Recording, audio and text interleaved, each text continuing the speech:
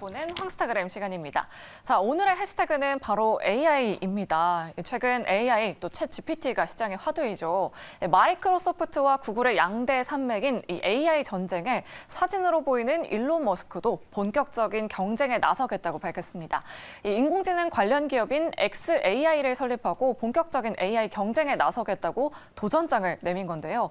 일론 머스크는 이미 지금 AI를 이용한 자율주행 행차를 개발하고 있고 또 트위터 역시도 AI 사업을 하는데 이용할 수 있다고 말했습니다. 이 AI 업계를 구글 또 마이크로소프트와 3분하겠다는 의지를 드러낸 건데요. 자, 점점 더 뜨거워지는 AI 경쟁, 우리가 주목해야 할 안정적인 투자처는 어디일지 오늘 이 시간 통해서 낱낱이 분석해 보도록 하겠습니다. 자, 그럼 오늘의 주제 먼저 확인해 보면서 황스타그램 지금 바로 시작하겠습니다.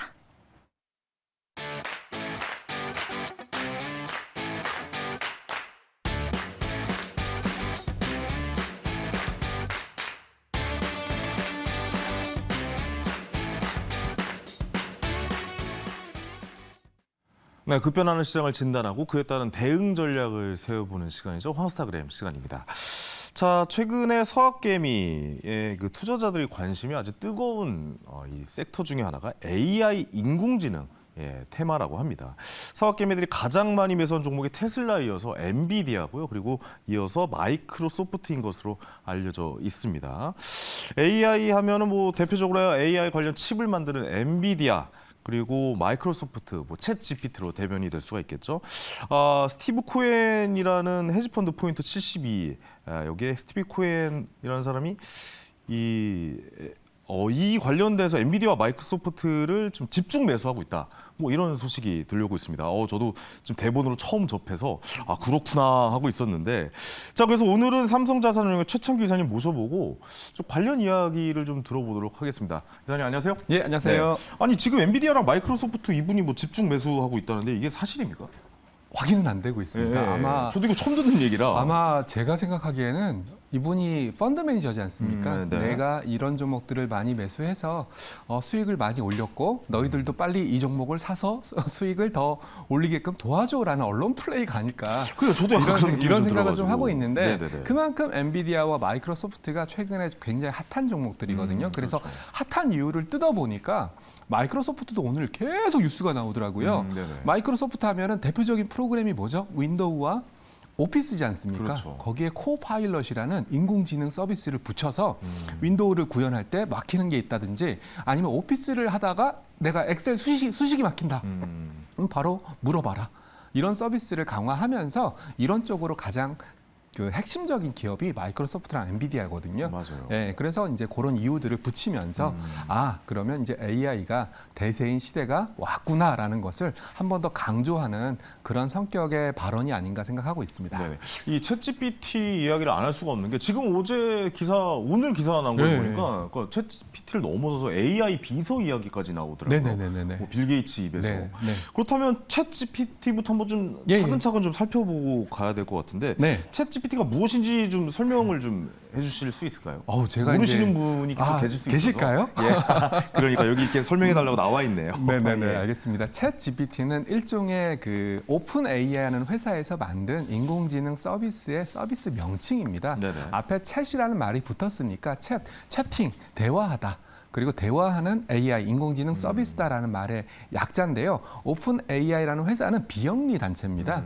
이런 인공지능 서비스를 개발하는데 들어가는 데이터 비용이라든지 이런 것들을 아직까지는 이윤으로 삼기보다는 좀 비영리, 즉 우리는 이걸 추구하는 회사는 아니에요. 그리고 또 광범위한 데이터가 필요하다 보니까 네네네. 비영리로 이제 추구하는 회사가 발표한 서비스 이름이고요. 버전이 있어요. 작년에 제가 작년 겨울로 기억나는데 그때 3.5를 발표를 했었고요. 지금은 4.0까지 발표했는데 네. 그만큼 정교해지고 굉장히 파격적인 또 우리가 한 번도 접해보지 못했던 생성형이라는 말이 들어가는데요. 생성형이라는 게 뭐냐면 이거는 뭐야? 이겁니다. 라고 얘기하고 끝내는 게 아니라 그것뿐만 아니라 제가 질문하지 않았던 새로운 대답까지 붙여서 대답을 하는 서비스가 생성형 AI다라고 말씀을 드릴 수 있습니다. 그렇습니다. 저도 얼마 전에 챗GPT를 사용하면서 제가 일주일에 한 번씩 칼럼을 쓰는데 네. 챗GPT에 칼럼을 맡겨본 적이 있어요. 여기에 대해서 A4 용지 4장 정도 분량으로 칼럼을 좀 써줘라고 했는데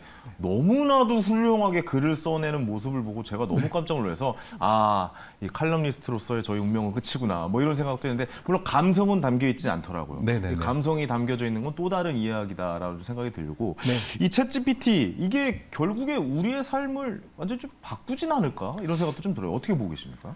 가장 중요한 게 바로 그 부분입니다. 네. 제가 2021년까지는 NH증권에서 파생 상품을 담당하는 애널리스트로서 활동을 했었고요. 네네. 애널리스트 활동할 때 가장 중요한 게 창의성이었거든요. 남들이 생각하지 못했던 독창적인 아이디어 그리고 남들이 생각하지 못했던 새로운 문구 이런 것들이 애널리스트의 핵심이었는데 네네. 이제는 챗GPT를 써보니까 그런 영역까지 많이 커버를 하고 있었고 예. 또 그게 가능하게 된 게 제가 생각하기에는 기술의 발전입니다. 과거에 우리가 뭐 카드사나 이런 홈페이지 들어가면 챗봇이 이미 있었지 않습니까? 있었죠. 근데 항상 우리가 뭐 물어보면 답답했어요. 그냥 굉장히 답답하고 네, 단순하고 맞아요. 그게 왜 그러냐면 학습이 안 됐기 때문에 그러거든요. 보통 과거의 챗봇이라는 것들은 우리가 이런 질문을 할 거야 데이터베이스를 만들어요. 그렇죠. 예상 질문을 만들고 그 예상 질문의 범위 내에서만 대답을 했기 때문에 답답함을 느꼈다든지 또는 제가 원했던 답이 안 나왔는데 최근에 나오고 있는 생성형 AI들은 우리가 궁금해하는 것뿐만 아니라 궁금해하지 않을 것들까지 데이터베이스화 돼서 학습이 되어 있기 때문에 바로 이 기술 발전이 최근에 챗GPT 열풍을 이끌었다라고 생각하시면 됩니다. 지금도 지속적으로 우리가 그 검색창에 입력하고 있는 것들을 학습하고 있다는 그렇죠. 말입니다. 그래서 아마 챗GPT를 써보신 분들은 항상 말미에 좋아요와 나빠요 버튼이 있지 않습니까? 네네네. 만약에 제가 원했던 대답이 나오지 않았을 때 안 좋아요라는 버튼을 눌러주면 얘가 또 그걸 학습시켜가지고 또 새롭게 발전을 시키고요. 그래서 저희 삼성자산과 같은 회사는 챗GPT가 막혀 있어요. 왜 그런 줄 아세요? 왜요? 저희 회사의 기밀 정보라든지 민감한 데이터가 챗GPT 서버로 갈 수가 있기 때문에 웬만한 회사들은 챗GPT라든지 바드라든지 이런 게 다 막혀 있다라고 생각하시면 됩니다. 그렇군요. 그러니까 네. 그 안에 있는 내 컴퓨터에 있는 내용까지도 다 학습이 가능한. 그렇죠. 그게 무섭네요. 어떻게 학습이 돼서 경쟁사로 넘어갈지 또는 네네네. 경우에 따라서는 뭐 최근에 또 미국과 중국의 정보 전쟁이 되게 치열하게 엮이지 않습니까? 그럼 네네네. 당연히 중국 정부에서는 그런 것들을 막아버리겠죠. 그렇죠. 그럼 중국에서는 챗GPT를 이용을 못 하겠네요. 아직은 못한다고 알고 있습니다. 뭐 자체적으로 중국에서 이제 만들려고 하겠죠. 네, 그래서 이제 네. 뭐 뒤에 제가 말미에 적어놓긴 했는데 중국에서도 챗GPT가 열풍이래요. 그렇겠죠. 그래서 네. 혹시 뭐 챗GPT 관련해서 추천해줄 만한 중국 종목이 있냐라고 중국에 있는 운영사랑 좀 커뮤니케이션 했던 적이 있는데요. 네네. 알리바바 그리고 바이두 나머지 하나가 뭐였을까요? 뭐였을까요? 틱톡이었습니다.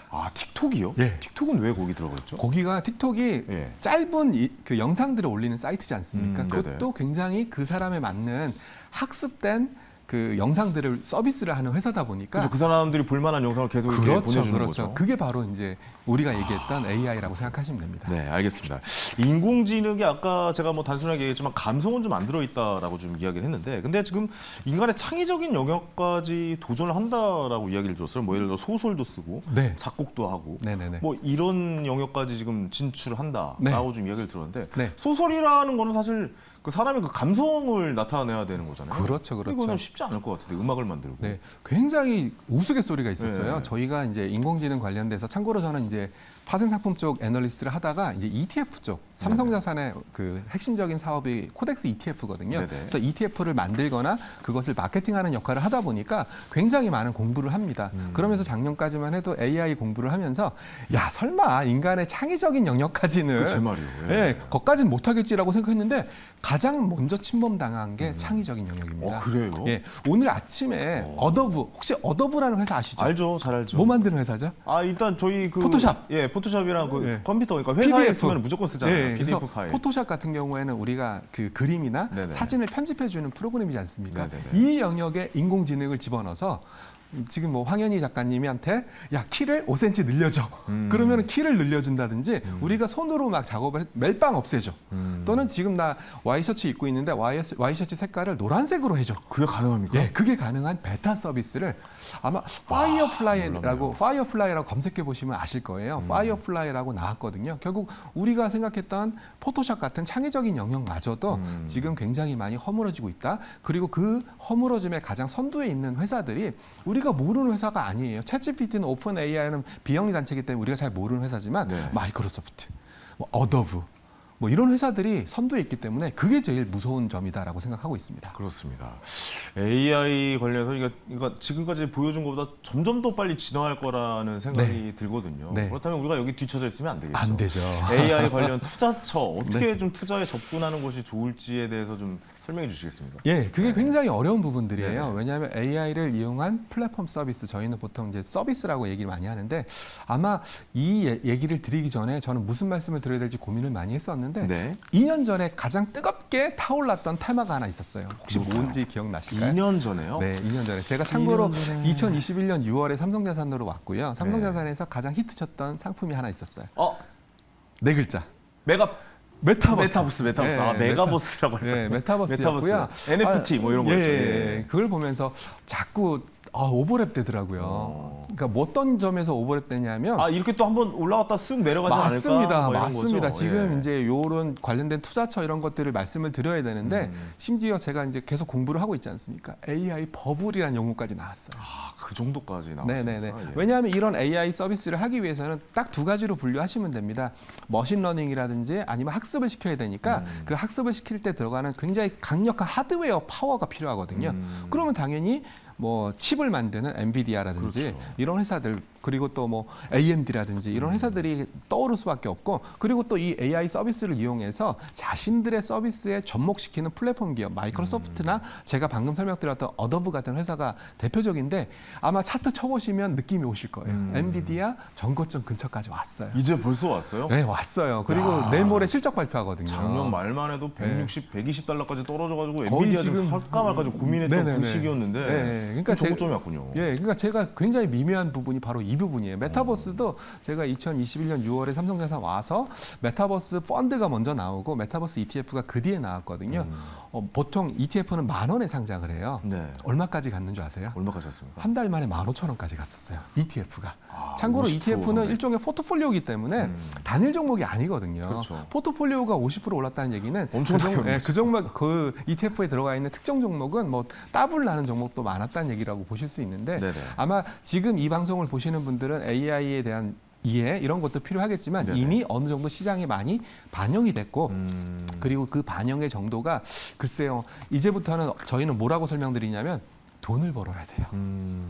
이 AI 서비스를 이용해서 돈을 벌고 그 돈이 수익으로 그 기업의 어닝으로 잡혀야 돼요. 네. 메타버스가 왜 만 원에서 15,000원까지 갔다가 떨어졌냐? 돈을 못 벌었기 때문이에요. 메타버스도 비슷하거든요. 우리가 오큘러스의 퀘스트라든지 뭐 이런 것들 안경 쓰고 3차원, 4차원 화면에서 뭐 회의를 한다든지 네네. 그런 거 많이 보셨을 거예요. 그렇지만 그걸로 말미암아 돈을 벌었다는 얘기는 들으셨나요? 돈을 벌었다는 얘기는 못 들은 것 같습니다. 그리고 또 이 오큘러스 퀘스트라는 이거 안경이 네. 무거워요. 맞아요. 네, 무겁고 배터리가 오래 안 가기 때문에 그 배터리가 정말 오래 안 가고 네네네. 이게 용량도 너무 작고 네. 저 그거 맨날 타고 그걸 타고 치거든요. 아. 메타버스로 들어가가지고. 그래서 메타 이제 좀 퀘스트 있으면 또 애플에서 그 XR이 나오죠. VR, 네. XR을 만든다고 하고요. 네. 거기에는 좀 더 슬림해지고 좀 더 가벼워지고 좀 더 오래 가고 또 거기도 이제 하드웨어 파워가 굉장히 좋기 때문에 가상 현실을 잘 구현할 수 있다라고 하고 있어서 뭐 개인적으로는 애플에서 이런 XR 기기가 나오는 그 시점도 한번 보고 있는 중입니다. 그렇습니다. 아니 그러면 AI를 어떻게 좀 받아들여야 될까요? 이게 잠깐 유행의 이제 정점에 있는 이런 모습이라고, 그러니까 메타버스처럼 그렇게 유행했던 그런 장르, 섹터라고 봐야 될지, 저는 또 메타버스랑 좀 다르다라고 생각을 하고 있거든요. 네네네. AI는 우리가 어차피 미래에 올, 우리 당연히 받아들여야 될 그런 상황인 것 같고, 네네네. AI는 계속 좀 발전해 나갈 것 같은데, 네. 지금은 너무 좀 고점이다라고 좀 넌지시 좀 힌트를 주신 것 같아가지고, 네네네. 이 투자물을 어떻게 저희가 받아들여야 될까요? 그래서 이제 좀 더 디테일한 접근이 필요하다라고 생각을 하고 있습니다. 이제 네. 저희 삼성자산 같은 경우에는 활용 영역, 모델 영역, 인프라 영역 이렇게 세 영역으로 나눠서 좀 들어가고 있고요. 네네. 결국은 활용 영역이라는 것이 이제 챗 GPT를 써보신 분들은 아시겠지만 언어적인 측면에서 굉장히 많이 활용될 수가 있습니다. 네네네. 예, 요 화면인데요. 여기 보시면은 이제 뭐 언어적인 영역에서 가장 많이 활용을 할 수가 있고 네네. 저희가 가장 대표적인 케이스로 뽑는 회사가 하나 있어요. 어디입니까? 듀오링고라는 회사예요. 듀오링고 아마 안 쓰셔보셨을 텐데 안 써봤어요. 영어 학습 또는 외국어 학습하는 그 앱입니다. 네네네. 근데 얘가 파워풀한 게 뭐냐면은 그 사람이 오답을 낸다든지 정답을 낸다든지 어떤 영역에서 오답을 낸다든지 이런 걸 다 학습합니다. 그래서 이제 이 사람이 이 사람은 문법에 약하구나 아니면 이 사람은 어순에 약하구나 이런 것들을 계속 학습해서 그 사람들의 약점이라든지 그런 거에 맞는 문제를 계속 내서 반복적으로 내고 있고요. 네네. 그리고 두오링고라는 회사가 무서운 게 뭐냐면 우리가 미국에 유학 갈 때 뭘 보죠? 영어 시험? SAT. 예, SAT 보고 토플 보고 토익 보지 않습니까? 네네. 그 시험이 있더라고요. 그 시험도 이제 공부할 수 있게 만들어요. 예, 그 시험이 이제 인증이 되고 있어요. 네네. 과거에는 토익 몇 점, 토플 몇 점, 뭐 이런 식으로 했는데 이제 듀오링고 몇 점. 그 정도로 얘가 굉장히 파워풀하게 하게 되고 있어서 굉장하네요. 예. 그런 활용적인 영역에서 보시는 게 가장 좋을 것 같고요. 네. 그리고 모델 영역이라는 것은 뭐냐면 결국은 이 챗 GPT 프로그램이 아마 우리가 쓰고 있는 이제 익스플로러, 웹사이트 이런 데도 장착이 될 거거든요. 네. 그러면서 그 프로그램들을 좀 더 파워풀하게 활용될 수 있는, 좀 더 쉽게 활용될 수 있는 마이크로소프트의 코파일럿이라는 프로그램이 가장 대표적인 것들이거든요. 네네네. 우리가 엑셀에서 수식이라든지 이런 것들을 도와주는 그런 영역이라고 보실 수 있고요. 마지막으로 제일 중요한 것은 진화해야 되지 않습니까? 그렇죠. 진화하려면은 굉장히 많은 학습이 필요하고요. 그 학습을 하기 위해서는 굉장히 파워풀한 GPU라든지 전용 칩이 필요하거든요. 네네. 그래서 그런 걸 만드는 회사들 이렇게 세 가지 영역으로 나눠서 접근하시는 것이 좋을 것 같습니다. 이게 바로 엔비디아군요. 네, 그렇습니다. 저는 한 가지 더 요거만 한 가지 좀 여쭤보고 갈게요. 구글은 어떻게 되어가고 있는 겁니까? 구글이 좀 이 챗GPT가 나온 이후로 AI 쪽으로 약간 좀 약해 보인다라고 좀 생각이 들 정도거든요. 잘 대응하고 있습니까? 예, 구글이 과거에는 가장 이런 AI 쪽의 선두주자였습니다. 네네. 딥마인드라는 회사가 만든 세 글자 알파고. 알파고. 예, 그때가 예. 이제 구글의 가장 정점이었다라고 맞습니다. 생각을 하고 있는데요. 네. 구글이 그러면서 너무 자연어 검색 쪽으로 가면서 이런 그러니까 그 생성형 AI에 약간 뒤처졌어요. 네네네. 그렇지만 실제로 뭐 업계에서는 구글도 그런 능력이 있고 또 새로운 서비스 제가 공부를 하다 왔는데 나이를 먹으니까 자꾸 까먹더라고요. 또 새로운 서비스가 준비되고 있으니까 아마 구글도 강력한 경쟁자로 보실 필요가 있고요. 그리고 한국에도 그런 기업들이 있습니다. 한국에도 네이버, 카카오도 카카오겠죠. 예. 굉장히 AI 쪽으로도 많이 공부를 하고 있고 또 서비스도 준비하고 있으니까 한국으로 본다면 뭐 역시 네카하, 네이버, 카카오, 하이브 그렇죠. 네, 그런 쪽으로 보셔도 무방할 것 같습니다. 곧 한글판 챗 GPT가 나올 것 같다라는 생각도 드네요. 네이버, 카카오 쪽에서. 네, 그렇습니다. 그 네. 시기가 언제인지도 한번 좀 조율해보고 투자에 임하는 네. 공부의 자세로 기다려보는 것도 좋을 것 같습니다. 네. 제가 뭐라고 구글 걱정까지 했는지 모르겠습니다. 예, 구글도 알아서 잘하겠죠. 네. 자, 오늘 AI에 대해서 한번 좀 공부해봤습니다. 오늘 말씀 감사합니다. 고맙습니다. 네, 감사합니다. 네. 자, 스타킹 이제 마칠 시간입니다. AI 발전이 정말 무섭죠. 예, 챗 GPT가 이 학습하는 능력이 뛰어나다는데 우리처럼 우리도 이렇게 주식에 좀 학습하는 능력을 점점 더 키워가 보는 건 어떨까 생각됩니다. 저는 내일 저녁 7시에 또 생방송으로 찾아뵙겠습니다. 스타킹의 황현이었습니다. 감사합니다.